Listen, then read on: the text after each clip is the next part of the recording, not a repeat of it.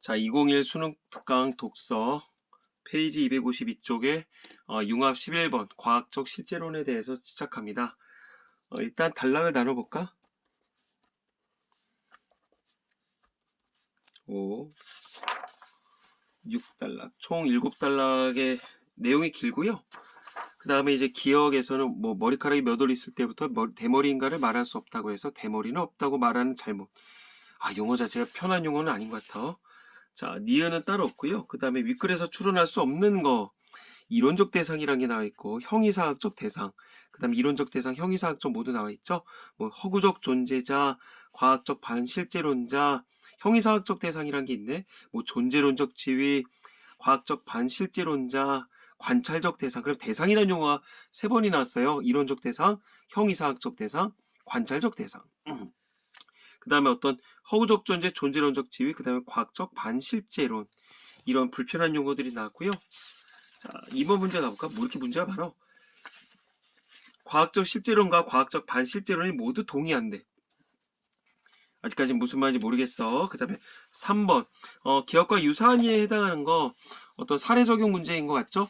머리카락이 몇 올 있을 때부터 대머리인가를 말할 수 없다고 해서 대머리는 없다고 말하는 잘못.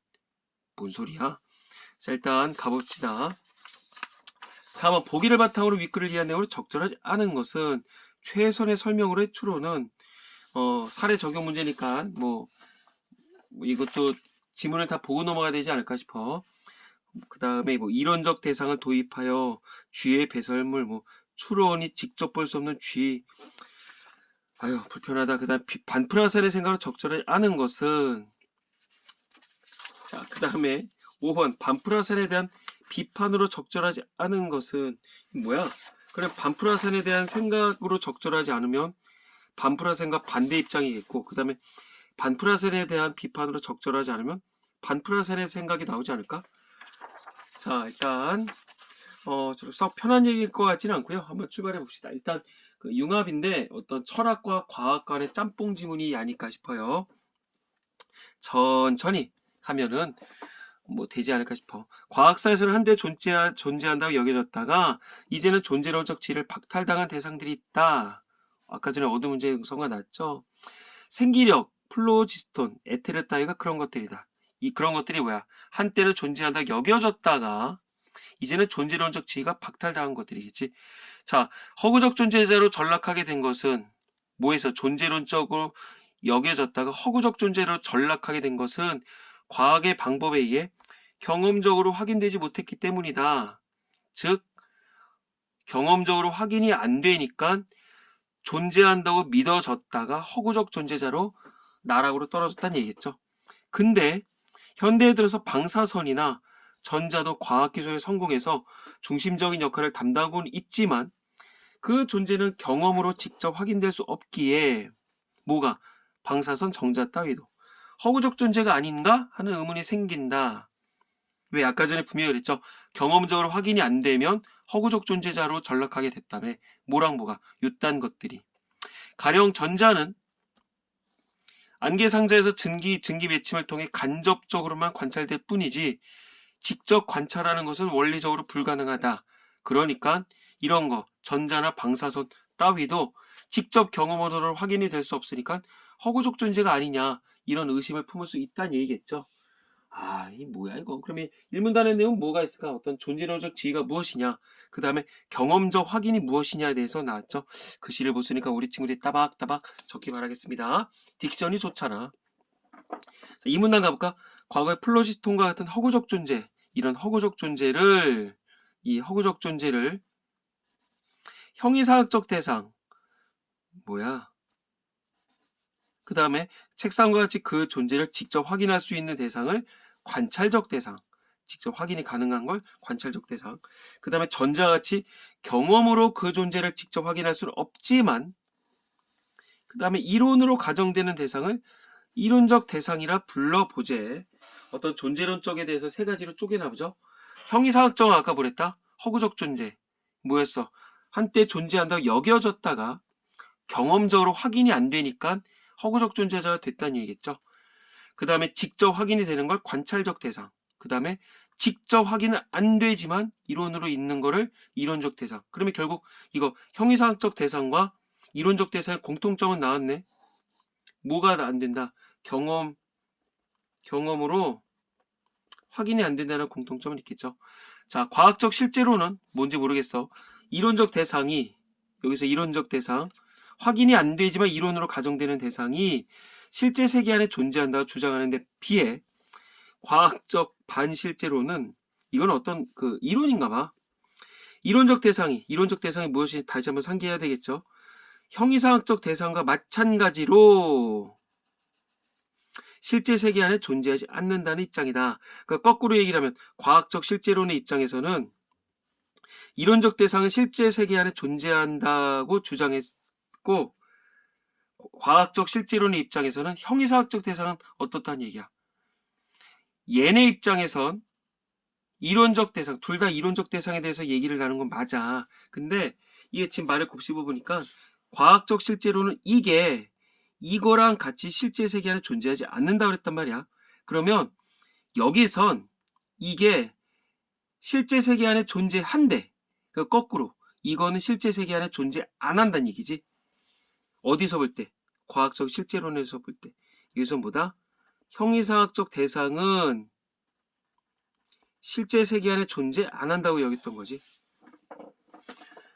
자, 그러면 어쨌든 뭐 이 문단에서는 결국 뭐겠어? 어떤 형이상학적 대상, 관찰적 대상, 뭐 그딴 것들 용어 정립이 나왔고, 어떤 과학적 반실제론과 과학적 실제론의 어떤 관점 차이에 대해서 나왔죠. 자, 3문단 가볼까? 과학적 실제론 논쟁은 먼저 의미론적 관점으로 접근할 수 있다. 이건 또 개소리야. 자, 의미론적 관점은 이론적 대상을 지시하는 이론 용어가 이론적 대상?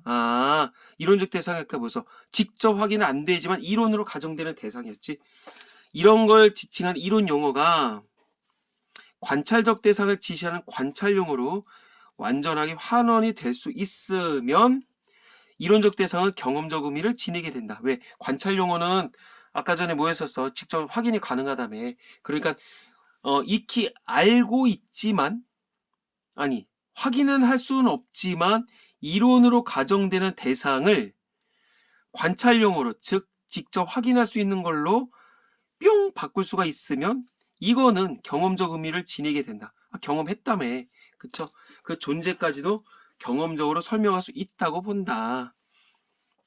근데 과학적 반실제로는 지금 여기서 얘기하는 건 뭐야?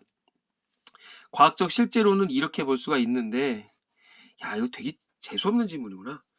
아니다. 살다 보면 이거를 쓰신 훌륭한 교수님이 이걸 어쩌다 살다 보면 보실 수도 있을 텐데 너무 어려운 질문이다 이렇게 하는 게 낫겠다. 자, 근데 과학적 반실제론이 아까 전에 뭐 했었죠? 어떤 이론적 대상이 이런 거랑 마찬가지로 실제 세계 안에 존재하지 않는다는 입장이었죠. 자, 과학적 반실제론은 이론용어로 관찰용어로 완전하게 환원될 수 없기에 왜? 실제 세계 안에 존재하지 않는다 그랬으니까 경험적 의미를 결여한다고 주장한다. 이건 어려울 거 없어. 다만 이론 용어가 뭐였지? 이론 용어 참. 이론적 대상을 지시하는 이론 용어는 관찰 용어로 완전하게 환원될 수 없기. 완전하게 환원될 수 없어. 왜? 경험할 수 없으니까. 경험적 의미를 결여한다고 주장한다. 다만 이론 용어는 관찰 현상을 예측할 수 있는 도구로서만 기능한다고 본다. 즉 이론 용어는 어떤 경험적 의미는 결여되겠지만 어떤 기능적인 측면으로는 의미가 있다. 즉 이론 용어가 뭐라고? 다시 한번 계속 곱씹어봐야 될 것 같아.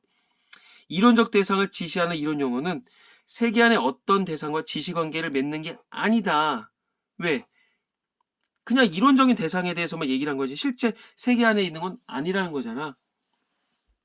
그리고 관찰 가능한 대상들의 작용이나 행태를 예측하고 설명하는 것을 도와주기 위해서만 고안된 편리한 허구적 대상에 불과하다는 것이다. 어디서 바라볼 때?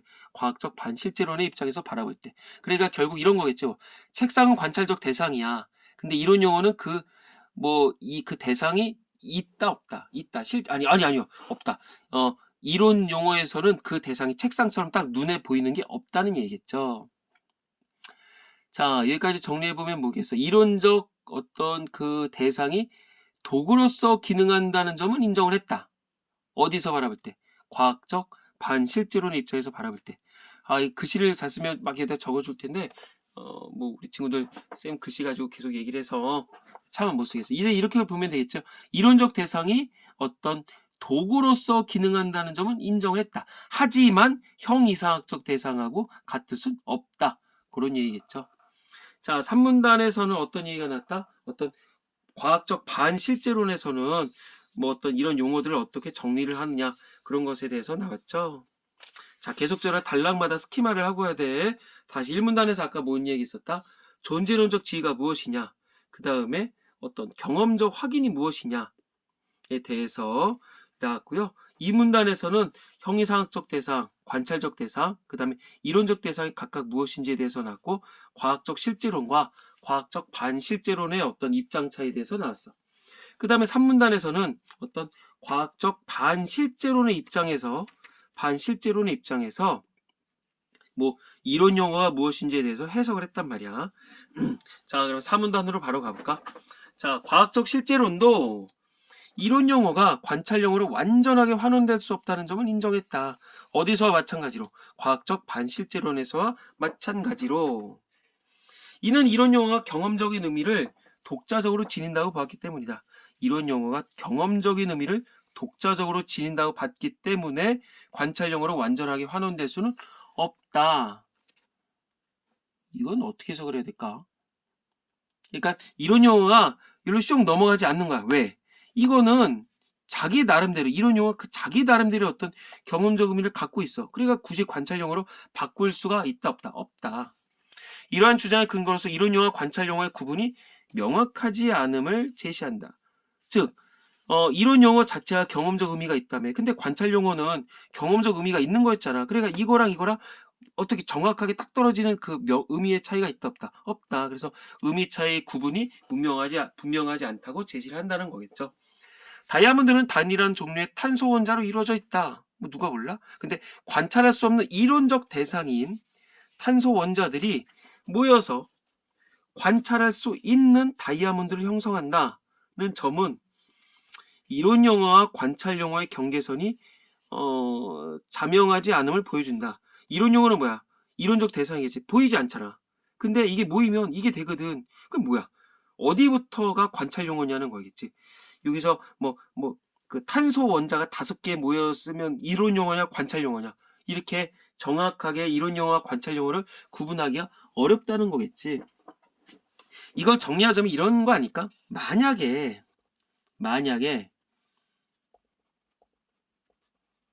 관찰 용어는 만약이 아니지. 관찰 용어는 경험적 의미가 있댔어 없댔어?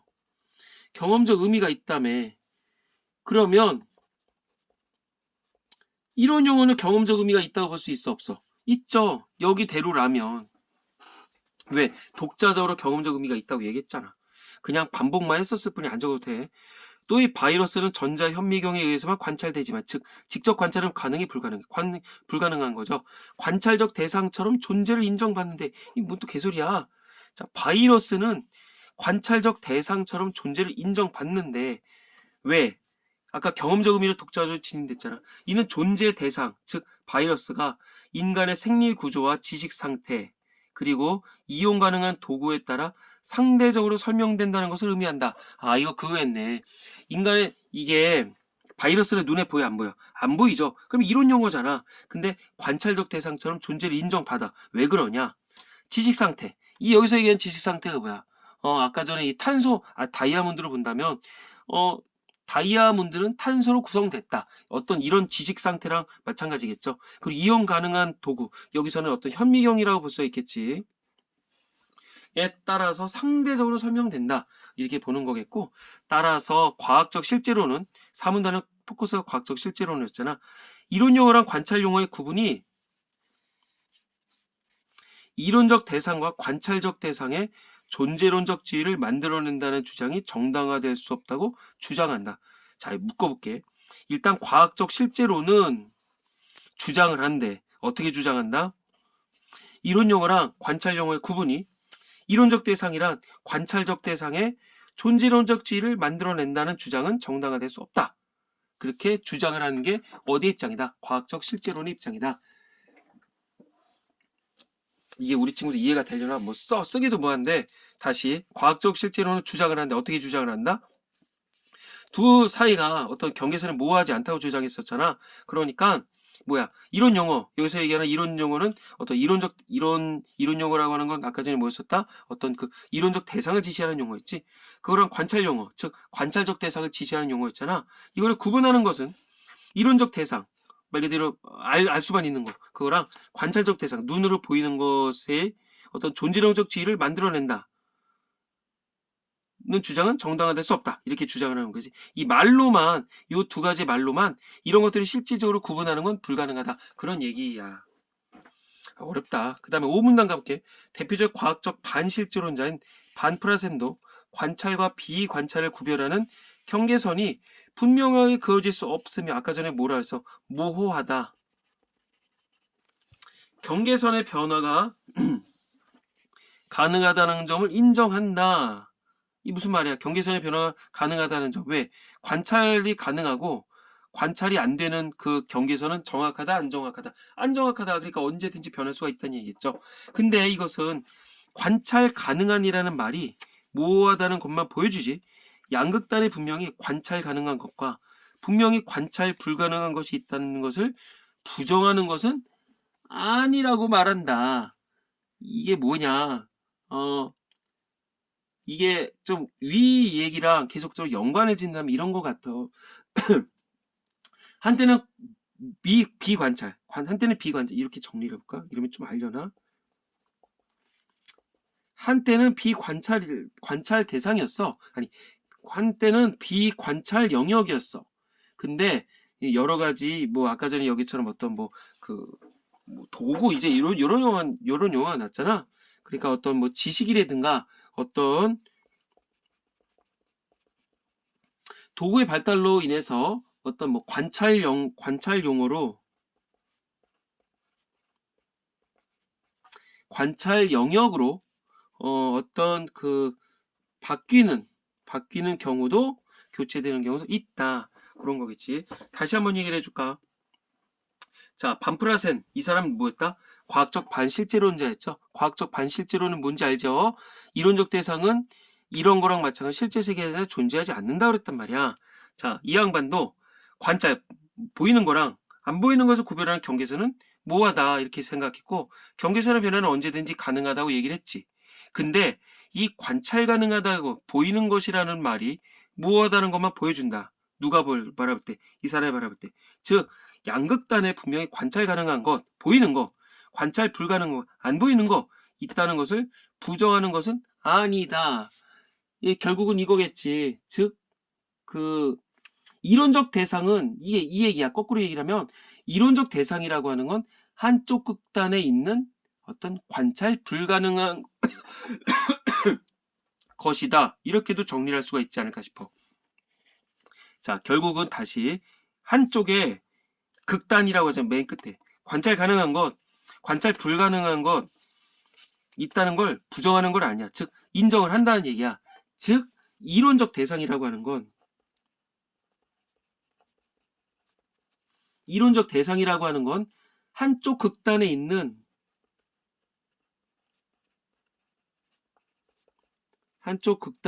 어떤 거다. 관찰 불가능한 것이다. 이쪽은 뭐니까? 이론적 대상이 아니라 관찰적 대상이니까. 그러면 다른 쪽에 있는, 다른 극단에 있는 관찰 가능한 것이겠지. 즉 이론적 대상은 한쪽 극단에 있는 관찰 불가능한 것, 이렇게 정리를 하면 될 것 같아. 자, 무슨 말인가 가볼까?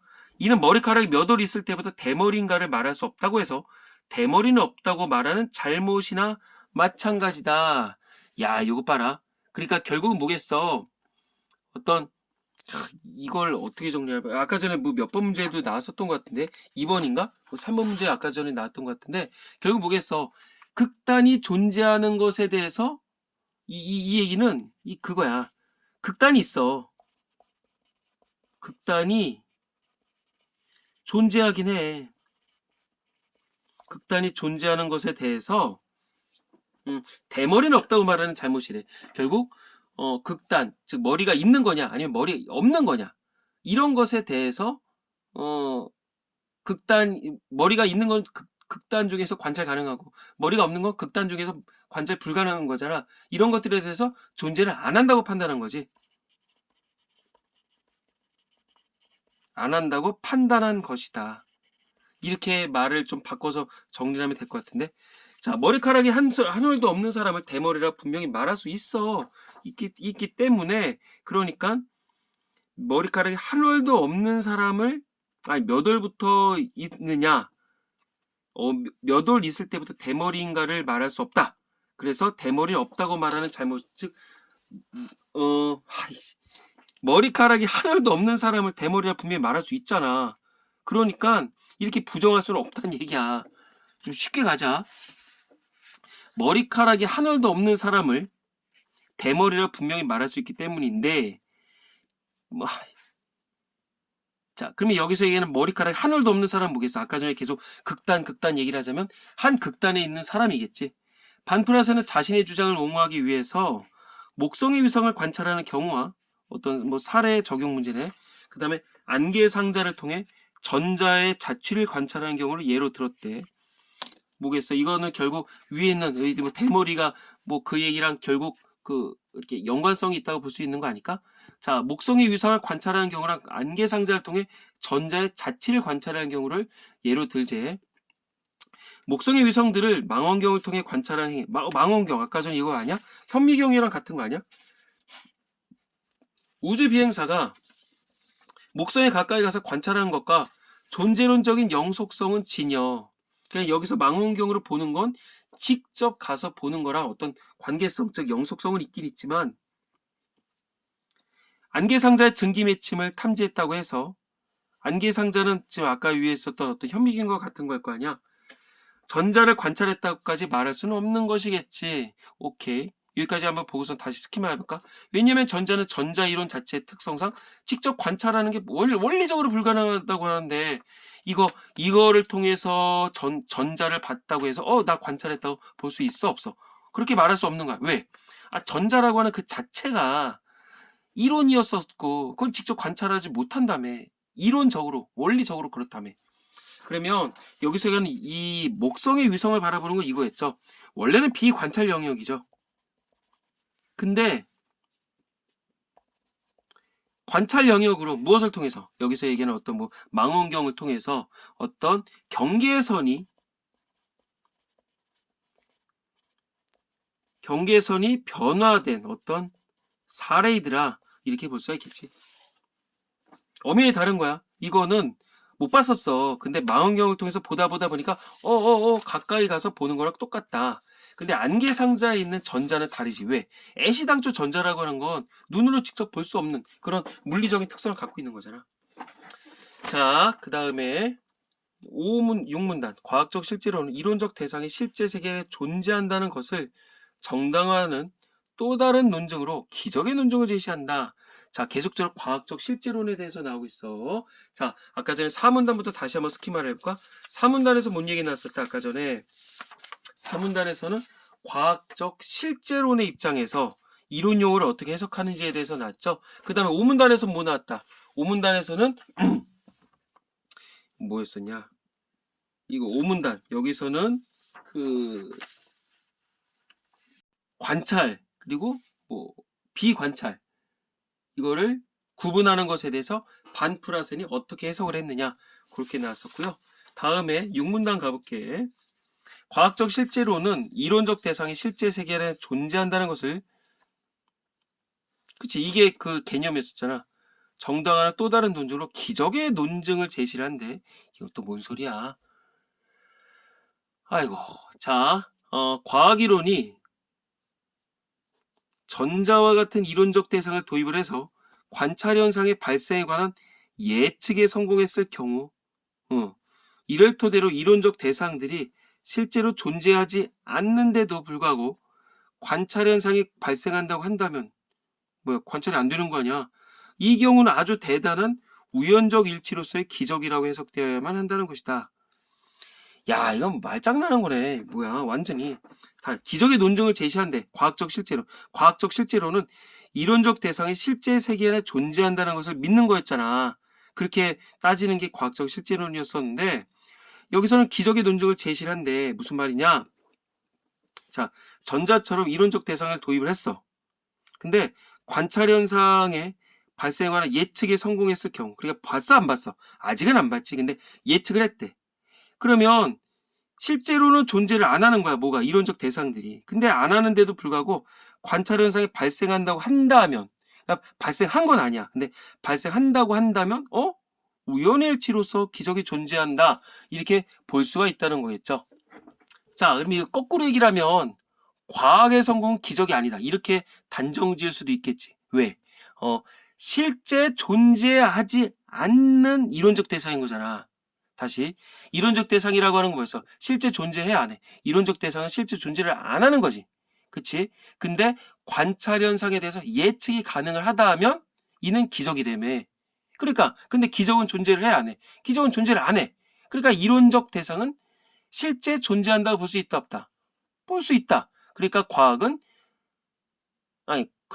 과학의 성공은 결국은 기적이 아니다. 왜? 이론적 대상은 실제 존재하는 거니까. 이렇게 정리를 할 수가 있겠지.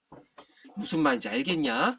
자, 한번 이렇게 자막 펴서 우리 친구들이 좀 듣기 바랄게요. 다시 한번 이걸 정리해주면 이렇게 볼 수가 있을 것 같아. 이건 안 보이는, 아니, 볼 수가 없는 거라며. 실제 세계에 존재하는 것을, 과학적 실제로는, 과학적 실제로는 뭐 했었어, 아까 전에. 여기서 실제 세계 안에 존재한다고 주장을 한다며.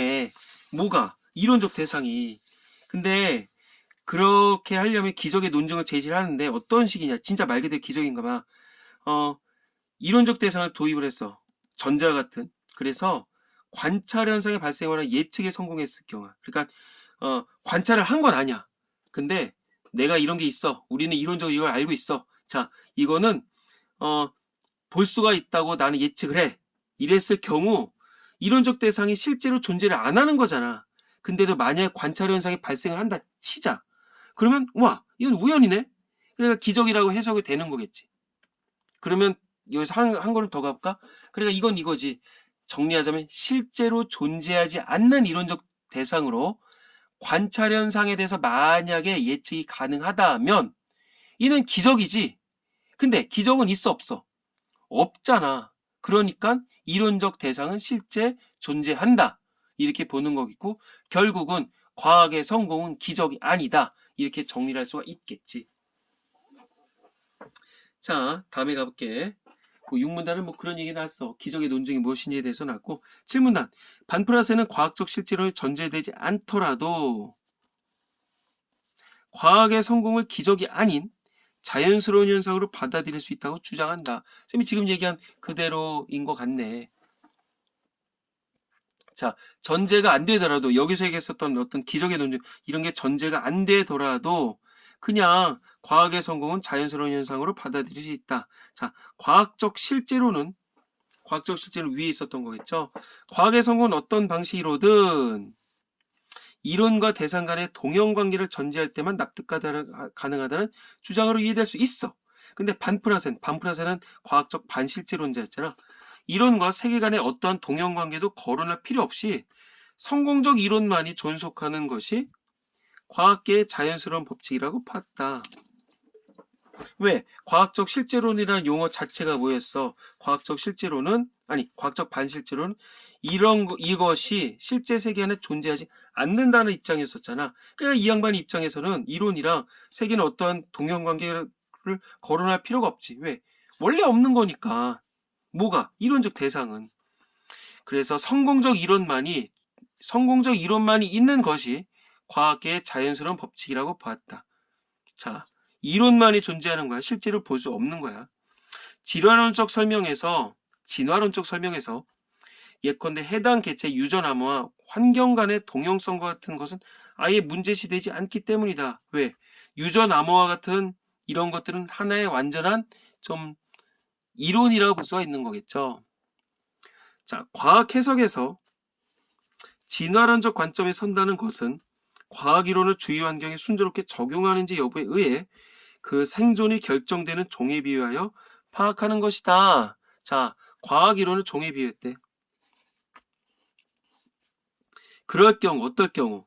자, 과학이론을 어떤 주변 환경에 적응하는지 여부에 따라서 생존이 결정되는 종이비였다. 과학이론을 종이비했는데 이럴 경우 우리의 과학이론이 성공적이라는 것은 전혀 특별하지 않은 자연스러운 현상 중에 하나다. 왜?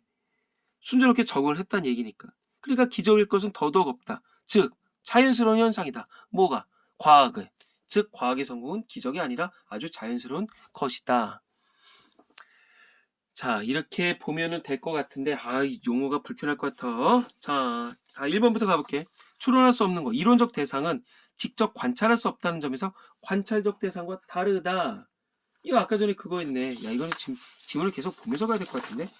선생님이 이거 종이를 들고 갈게요. 자, 이론적 대상은 직접 관찰될 수 없다는 점에서 관찰적 대상과 다르다. 이거 아까 뭐 있었어? 이거 여기 있네. 이 문단. 이론적 대상.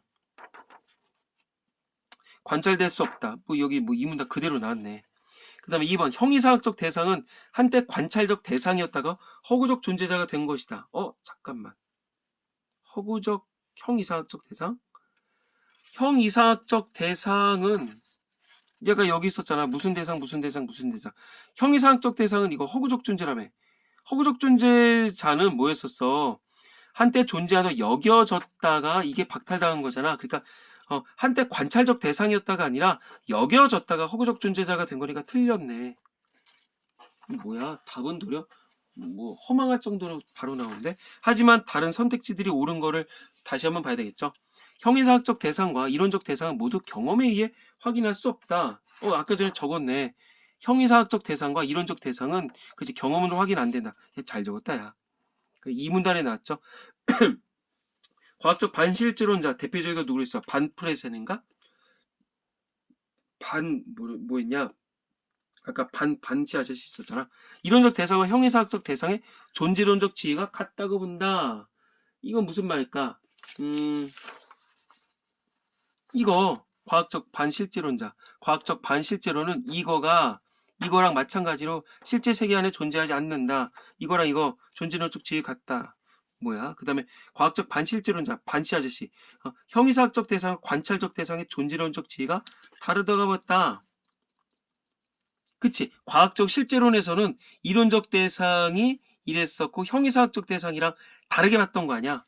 그러니까 여기에서는 이 과학적 반실제론의 입장에선 형이상학적이랑 관찰적 대상은 다르다고 본 거겠지. 말장난하는 거네. 그래서 정답은 2번. 됐고요. 자, 2번. 과학적 실제론과 과학적 반실제론이 모두 동의하는 주장을 있는 대로 골라보랜다. 모두 동의하는 거래. 자, 그럼 가볼까? 과학의 성공은 기적이 아니다. 자, 이게 뭐야? 과학적 실제론에서도 이걸 인정했느냐, 안 했느냐거든? 그러면 이거 아까 전에 과학적 실제론의 입장을 가볼까? 6문단.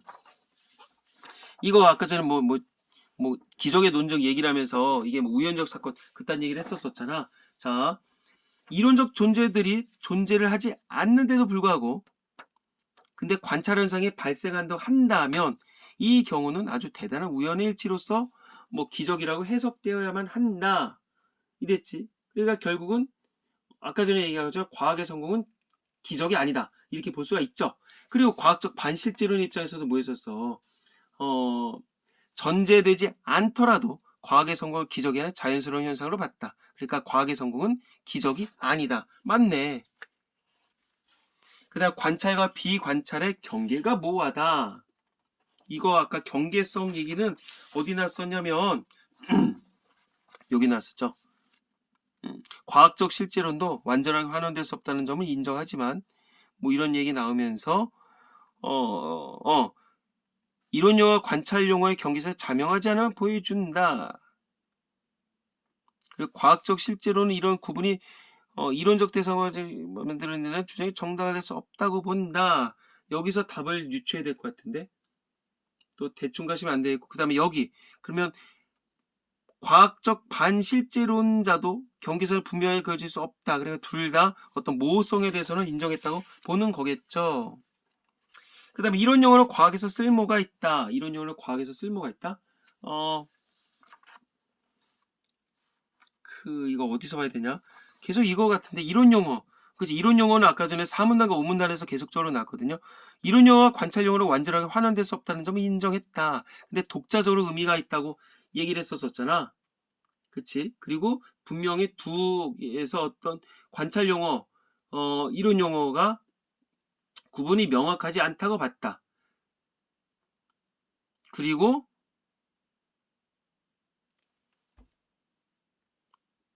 구분이 여기서의 만들어낸다는 주장이 정당화될 수 없다고 봤다. 즉 다시 한번 정리하자면 이거지. 과학적 실제론에서는 이론 용어, 관찰 용어의 구분이 분명하지 않다고 봤다. 그래서 이론 용어는 과학에서 쓸모가 있다는 데는 동의를 한다고 볼 수가 있다. 그런 용어겠죠. 그러면 이거는 지금 그 과학적 실제론의 입장에서는 인정한 거 있고, 그러면 과학적 반실제론의 입장에서 이게 오케이가 될 수 있는지 한번 가볼까? 이론 용어는 과학에서 쓸모있다. 이거는 그거지. 과학적 반실제론 나왔었던 건 여기 봐야 되겠다. 과학적 반실제론 이론 용어는 관찰력 완전하게 환원될 수 없어. 근데 예측할 수 있는 도구로서만 기능한다 그랬잖아. 그러니까 쓸모가 있는 거겠지. 야, 이거 뭐 이런 식이냐? 그 다음에 4번, 리얼. 어떤 대상의 존재론적 지를 얻기 위해서는 경험으로 직접 확인 가능해야 된다? 예, 이거는 야, 보자마자 아니다. 왜냐하면, 아까 전에 이론적 대상 같은 경우는 어땠었어? 직접 확인이 불가능하다고 애시당초 얘기를 했잖아. 그러니까 이거는 뭐 지금 뭐 빼야 아니네. 그러니까 그느드만 맞았다고 봐야 되겠죠. 자, 그 다음에 3번 가볼게. 기억과 유사한 이해에 해당하는 거. 기억이 아까 뭐였었냐? 머리카락이 몇 월 있을 때부터 대머리인가를 말할 수 없다고 해서 대머리는 없다고 말하면 잘못이다. 그러니까 조금이라도 있으면 대머리는 있는 거겠지. 이게 무슨 말이야? 어떤 머리카락이 있는 거랑 머리카락이 없는 대머리랑 경계가 모호하다. 이런 얘기를 고르면 되겠죠. 1번 쌀더미에서 쌀 한 톨씩을 계속 빼도 여전히 쌀더미일 것으로 생각한다. 야, 이게 무슨 말이야? 그러면 거꾸로 얘기를 해볼까? 이게 똑같은 입장이야. 그러니까 쌀 만약에 계속 빼다가 쌀이 한 톨 남았어. 그러면 이게 쌀더미 아니야. 쌀더미라고는 차마 말을 못하겠지. 그러니까 쌀이 있느냐, 쌀더미가 있느냐. 어쨌든 양극단으로 봤었을 때 쌀 몇 톨부터 덤이라고 말할 수는 있다 없다? 없다. 그러니까 이거랑 같겠네. 다시 머리카락이 몇 올 있으면 대머리야. 말할 수 있어 없어? 없잖아. 그럼 이거는 아니 하지만 그래도 머리카락이 아무것도 없으면 대머리라는 용어가 있어 없어? 있어. 근데 몇 올이 몇 머리카락 몇 개 있다 그래서 대머리라고는 얘기를 할 수가 없겠지. 왜? 있는 거랑 없는 거랑 구분이 명확하지 않으니까. 이것도 마찬가지야. 쌀돔에서 쌀을 계속 뺐어. 근데 쌀이 하나 남으면 쌀돔이 아니야. 쌀돔이라고 볼 수가 없는 거지.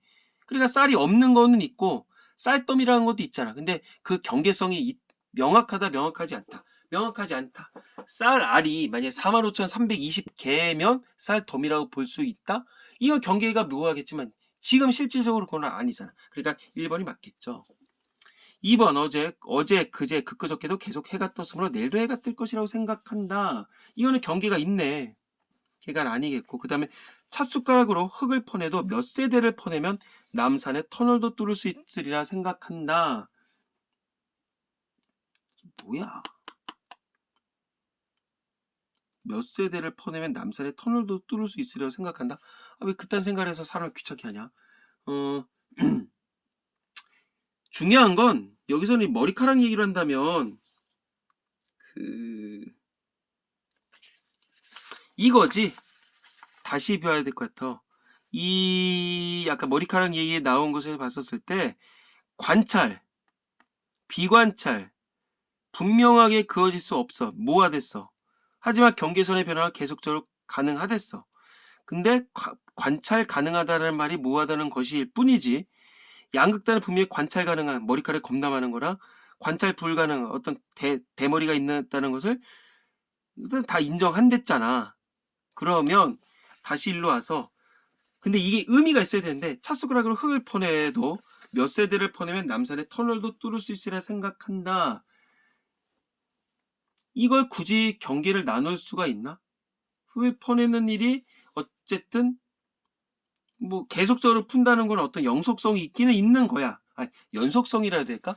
연속성이 있기는 있는 거야. 근데 경계 나누는 거는 의미가 있다 없다? 없다. 그러니까 이런 식이랑 연관 지을 수는 없겠지. 다시 이거는 연속성이 있어 없어? 연속성은 있어. 근데 경계를 나누는 거랑 뭔 상관이야? 그런 상관이 없겠죠. 자, 그다음 자동차의 번호판을 바꾸면 다른 차가 되는 것처럼 자동차의 범퍼를 바꿔도 다른 차가 될 것이라고 생각한다. 아니, 자동차 번호판 바꾸는 거랑 뭐 범퍼를 바꾸는 게 연속적으로 일어나는 건 아니잖아. 그러니까 뭐 이거랑 전혀 생뚱맞은 얘기죠. 그 다음에 낚시로 물고기를 한 마리를 잡았다고 생각했지만 물고기 뱃속에 또 다른 물고기, 그 물고기 뱃속에 또 다른 물고기가 들어있어서 애초에 생각이 틀렸다고 생각했다. 이거는 물고기 안에 물고기가 있는 거랑 연속적인 건 맞아 틀려. 연속적인 건 맞아. 근데 여기서 뭐 경계를 나눈다? 뭐 뱃속에 있는 배 가죽을 뭐 1cm 뭐 자르면 경계고 안 자르면 경계가 없고 그런 건 아니잖아. 여기서 얘기하는 건 어떤 뭐 있다와 없다의 어떤 경계성을 나눌 일은 아니겠지. 생뚱맞은 얘기도 한 거야. 괜히 쏠 필요 없어. 자, 4번 가볼까? 뭐 이렇게 문제가 많냐? 자, 최선의 설명으로의 추론은 이제까지 알고 있는 것 중에서 사실들을 가장 잘 설명할 수 있는 근거를 통해 우리가 어떤 내용을 결론으로 추리하게 되는 유형의 추론이다. 그게 최선의 설명이다. 다시 뭐라고? 어떤 사실들을 가장 잘 설명해야 돼. 뭘 통해서? 근거를 통해서. 그래서 어떤 내용 결론을 내야 돼. 이게 최선의 설명으로의 추론이야. 예를 들어 우리는 집 안에 쥐의 배설물이 있는 것을 보고 이게 근거일 것 같은데? 그러면 집 안에 쥐가 있거나 있었던 적이 있다고 추리한다. 이게 결론이겠지. 그런 결론이 이제까지 가지고 있는 우리의 생각을 가장 잘 설명하기 때문이다. 그러니까 최선의 설명으로의 추론이라고 볼 수가 있는 거다. 이렇게 얘기를 하는데 한번 가볼게. 그러면 아까 전에 어떤 사례랑 연관 지을 수 있을까? 이 쥐를 봄으로 인해서 이 존재에 대해서 있었던 존재에 대해서 생각을 하는 거니까 여기서 얘기하는 존재는 이 쥐는 아까 전에 앞에 이야기에서 어떤 모랑 같은 거야. 전자랑 같다고 볼 수가 있는 거 있죠? 왜 아까 전에 이거 있었잖아. 전자의 자취를 관찰한다. 쥐의 자취를 관찰을 해서 쥐가 있었다는 것을 우리가 알 수가 있다는 거니까. 자, 1번. 이론적 대상을 도입을 해서 과학의 성공을 가장 잘 설명할 수 있다는 점에서 기적의 논증도 최선의 설명으로의 추론이겠다. 이거 거기 봐야 되겠네. 계속 기적 나오는데 육문단 가볼까? 자, 기적의 논증 어떤 과학이론이 전제 같은 이론적 대상을 도입을 해서 과학 현상의 발생에 관한 예측에 성공했을 경우 이를 기초로 해서 이론적 대상들이 실제로는 존재를 안 함에도 불구하고 과학 관찰 현상이 발생한다 한다면 이는 우연의 일치로서 기적이라고 해석되면 된다. 그러니까 결국은 이런 이론을 도입을 해서 관찰 현상의 발생에 관한 예측에 성공한다 말할 수 있는 거겠지. 그러니까 1번은 맞겠지. 그 다음에 2번 쥐에 배설물이 있는데도 쥐가 있지도 않고 있었던 적도 없는 일. 아주 대단한 우연적 일치라는 점에서 기적이나 마찬가지라고 볼 수 있겠다. 이것도 지금 그 얘기로 계속 계속 울고먹고 있는 거야. 실제로 이론적 대상은 존재를 안 함에도 불구하고 관찰 현상이 발생을 한다고 한다면 이거는 아주 대단한 우연적 일치로서의 기적이라고 해석되면 된다 얘기했잖아. 그러니까 쥐의 배설물이 있는데도 쥐가 있지도 않았고 그렇다고 해서 있었던 적도 없다고 해. 그러면 이는 대단한 우연의 일치다. 그러니까 기적이나 마찬가지다. 이렇게 본다는 얘기겠죠. 2번 맞고. 자, 최선의 설명으로의 추론이 직접 볼 수 없는 쥐를 예측하는 것처럼 다시 최선의 설명으로의 추론이 직접 볼 수 없는 쥐를 예측하는 것처럼 이 추론을 직접 관찰할 수 없는 이론적 대상에도 적용하면 유용하겠다. 계속 그거야. 뭐 지금 있었던 그 유문단 계속 울거먹고 있는 건데 이론적 대상을 도입을 해서 관찰 현상의 발생에 관한 예측에 성공을 한다. 요게 결국 뭐겠어? 어떤 최선의 설명으로의 추론이 직접 볼 수 없는 쥐를 예측한다. 이렇게 보는 거겠지. 자, 여기다 적어놔. 다 요 지문. 이론적 대상을 도입을 해서 관찰 현상의 발생에 관한 예측에 성공했다.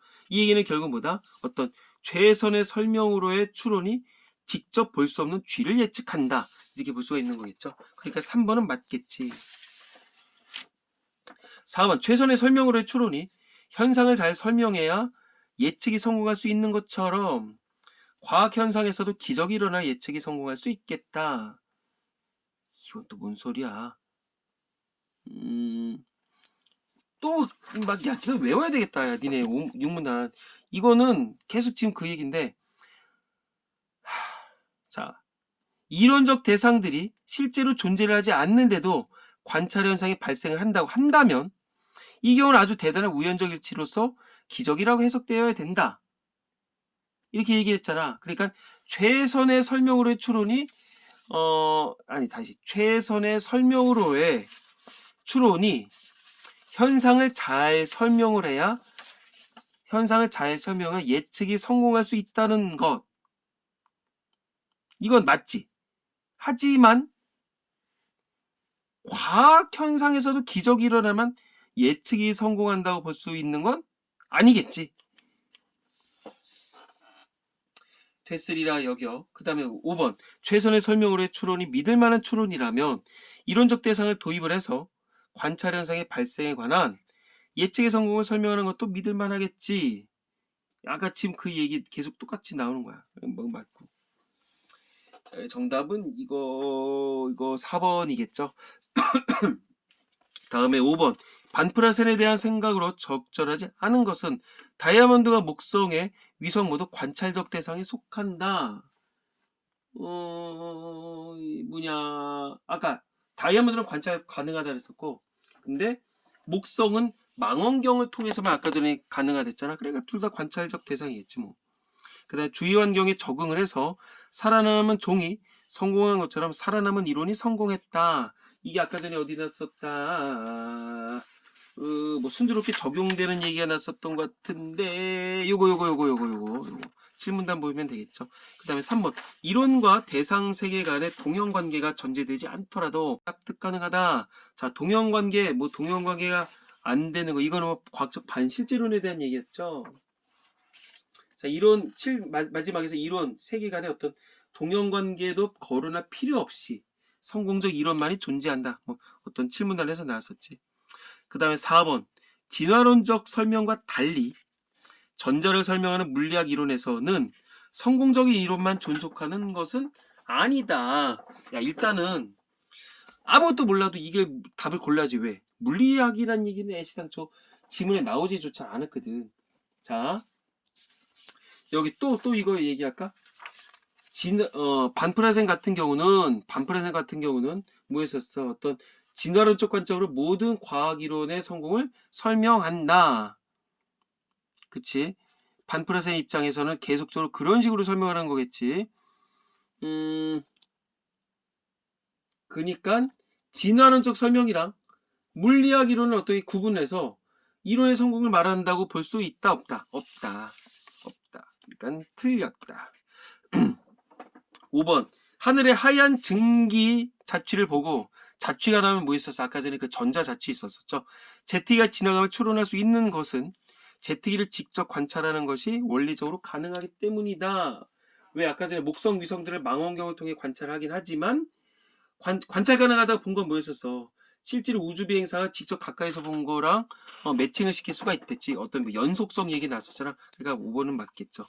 자, 다시 한번 4번이 왜 틀린지 얘기를 해줄까? 자, 진화론적 설명이랑 달리 전자를 설명하는 물리학 이론에선 성공적 이론만 존속하는 것은 아니다. 이 무슨 말이야? 자, 아까 전에 마지막에서 나왔었던 거야. 이것만 계속 곱씹어 보면 되는 거야. 자, 이 양반은 반플에서는 어떤 무슨 관점으로 과학 이론의 성공을 설명했다.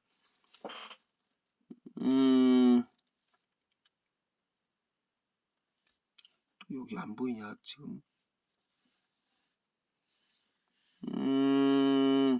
그지? 첫 번째 문장에서도 볼 수가 있겠고, 쭉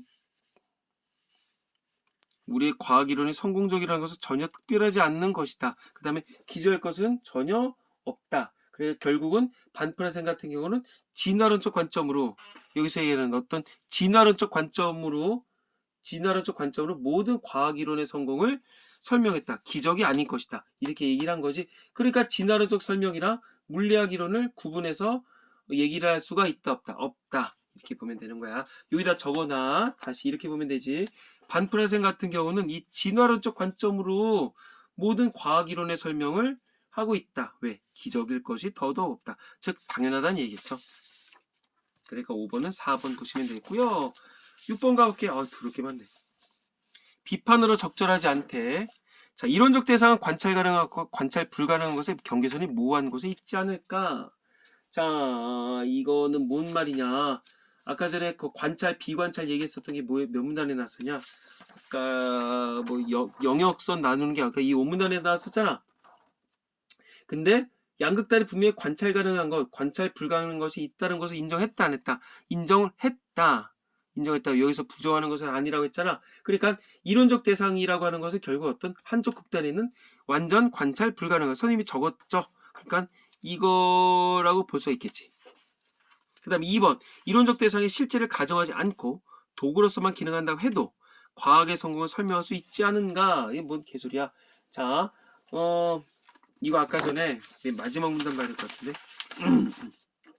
실제 가정을 하지 않고 도구로서만 기능한다고 해서 이거 아까 전에 이거잖아. 실제 존재하지 않고 뭐 어떤 뭐 동형관계 전제 가능 뭐 전제 불가능 그런 얘기 나왔었지. 자, 이론과 세계관의 어떤 동형관계도 거론할 필요 없이 성공적 이론만이 존재하는 게 자연스러운 법칙이라고 얘기를 했었단 말이야.